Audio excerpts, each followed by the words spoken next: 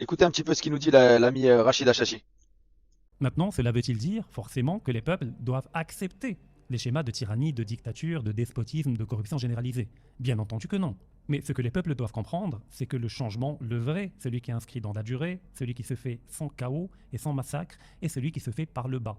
Parce que les peuples ont souvent tendance à projeter, sur un plan psychologique, au niveau de l'élite, leurs propres défauts. Et de comprendre qu'en tant que peuple, ils sont eux-mêmes porteurs des maux qu'ils reprochent à l'élite qui les gouverne.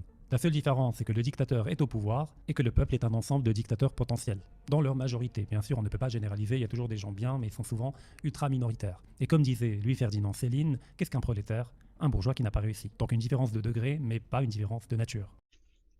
Donc là, ce qu'il nous dit Rachid Achachi, c'est intéressant parce qu'il nous dit, il nous explique que potentiellement pour changer de système, de fonctionnement, et pour changer les élites corrompues qui nous gouvernent, il faut se changer soi-même. En fait, il dit, il faut commencer par la base, par le bas. C'est-à-dire il faut reconnaître que nous, en tant qu'êtres humains, on a les mêmes travers que les élites. Sauf simplement, eux ont le pouvoir et nous, on l'a pas. Donc en fait, quand il dit ça, il a raison sous un aspect, c'est l'aspect où il faut s'éduquer nous en tant que peuple et que la révolution n'est pas une révolution d'un renversement du pouvoir pour mettre en place un autre pouvoir.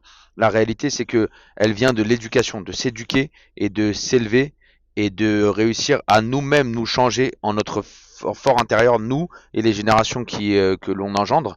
Et de cette manière, on arrivera à du coup améliorer l'être humain dans son essence.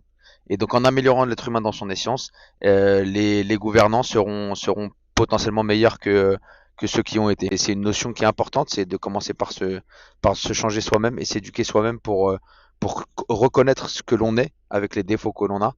Et ensuite, sur plusieurs générations, ça pourra changer.